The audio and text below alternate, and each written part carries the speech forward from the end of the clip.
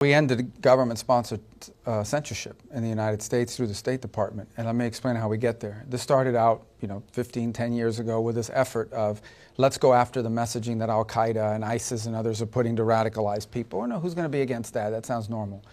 And then it was like in 2016, we had this foreign interference in our election. We need to start targeting some of that stuff. By 2020, it had grown into this movement of like actually going after individual American voices. And one of the ways that was being done wasn't just directly, because the guy that was running this thing, Stengel, was actually a guy that was out there saying, Donald Trump talks just like a Russian spy. He talks just like a terrorist. Right. And so do the people around him. But they were also taking money from this program and using it to fund these NGOs, these third-party groups who were supposed to be like impartial. Those groups were then tagging. They were literally tagging and labeling voices in American politics, Ben Shapiro, the Federalist, others, tagging them as foreign agents. So you look at it and say, American taxpayers, through the State Department, were paying groups to attack Americans and to try to silence the voice of Americans. And there were consequences. These weren't just a label they put on people. Some of these people got deplatformed, they got taken down, they couldn't communicate. So it was outrageous. So before President Trump took over, they disbanded this unit. They just renamed it and moved it somewhere else.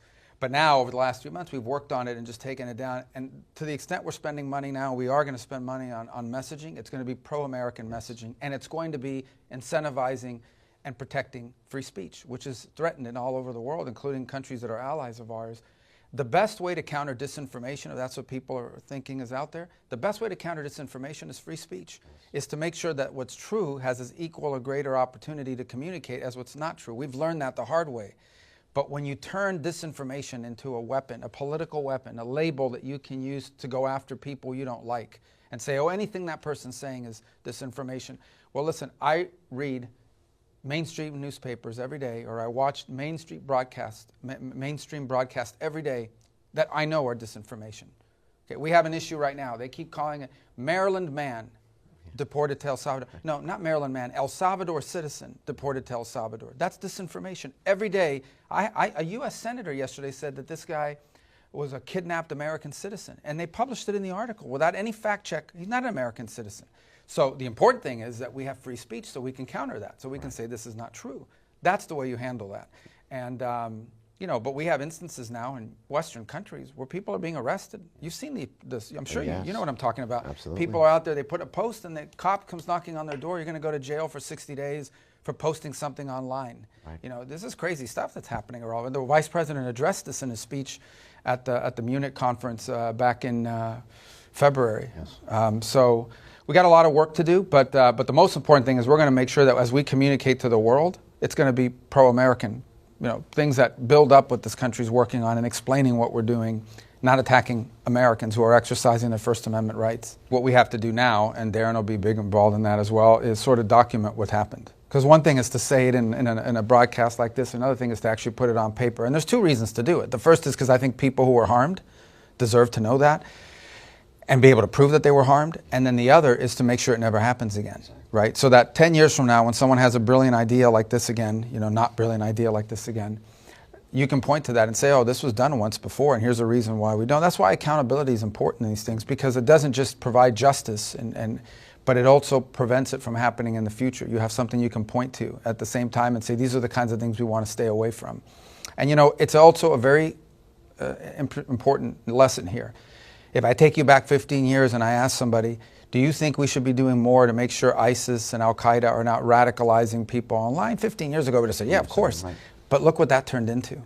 And I'm not saying obviously we don't want ISIS radicalizing everybody, but you have to understand that sometimes some idea that starts out as innocuous or maybe even good intention, whatever, can metastasize, becomes a weapon that can be turned into something else by someone else.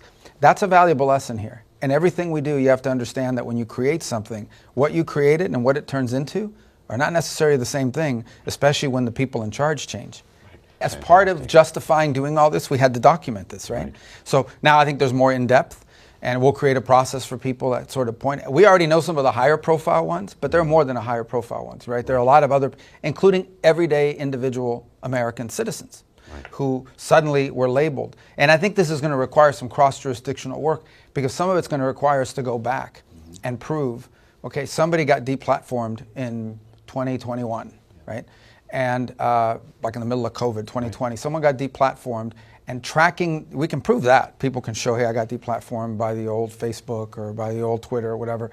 But then linking that to why were they deplatformed? Who told them to deplatform? And if we could somehow, with internal review, create a linkage between some information that came from something the State Department paid for and an actual aggrieved party, that's what's important. Because I think that one thing is to point to the high-profile cases, which we're aware of.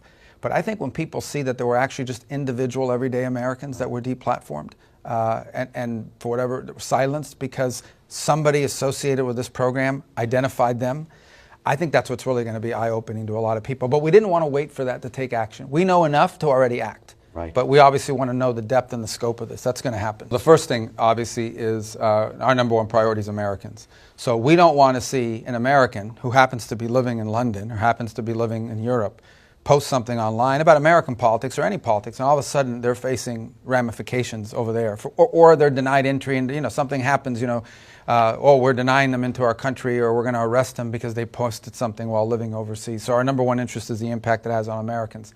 The broader point, which is the one I think the Vice President made very clear in Munich at the security conference, and people freaked out about what he said, but it's true. What is it that links us with Western Europe? What is it that links us with these? It's our shared values.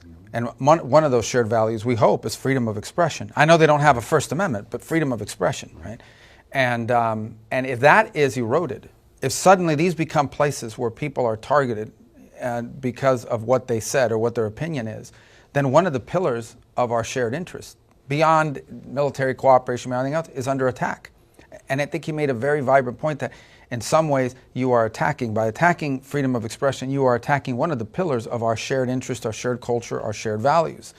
And so I think we raised that. We've raised that. I mean, I can tell you we were at an Oval Office meeting with the Prime Minister of the United Kingdom, and this issue came up. So this has been raised. It becomes part of our diplomatic situation that we raise when we interact with foreign interlocutors. I think what's troubling is we understand, like, that's always going to be an issue when certain countries around the world, but when you're dealing with Western European allies, and that's who you're talking to about this stuff, it really tells you how far it's gone and how big a problem it is. So that's a new thing for us to have to raise in those capitals, but we do it, and we do it everywhere. And I personally witnessed the President and the Vice President raise it with multiple foreign leaders.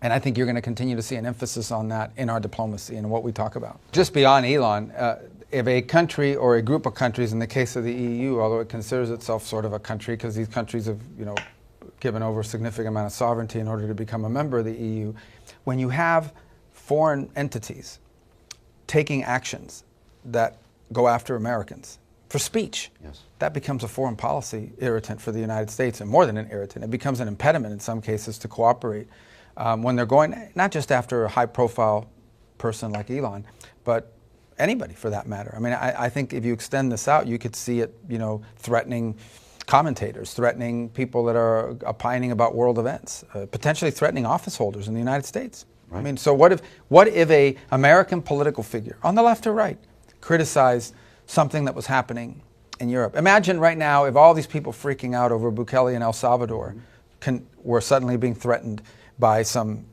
Western Hemisphere version of the EU. Oh, we're going to come after you because you're attacking the president of El Salvador. And the left would be freaking out. Right. So I think that this is a very legitimate issue for us to raise as a bilateral, or in this case with the EU, irritant in our foreign policy. It has to become part of one of the things that we raise when we interact with them about the impact this is having on American citizens.